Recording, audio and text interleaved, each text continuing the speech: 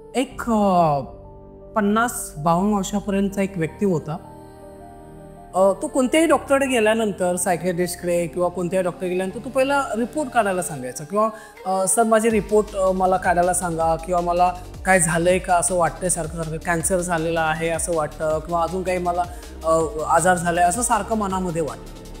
मित्रो, route of कॉजमध्ये गेल्यानंतर जेव्हा आम्हाला काउन्सिलिंगमध्ये समजलं की तेव्हा लहानपणी एका असे अनेक सिरियल्स बघितलेत, असे अनेक प्रोग्राम बघितले ज्याच्यामध्ये आजाराविषयी जास्त दाखवलेलं होतं आणि ते कुठेतरी त्याच्या सबकॉन्शियस माइंडमध्ये रिप्रिंटिंग झालं होतं.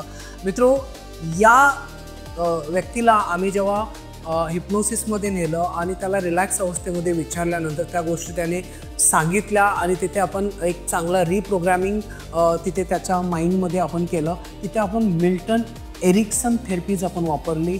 Milton Erickson therapy is the best therapy आहे जी एका क्लायंटला बाहेर काढू शकते.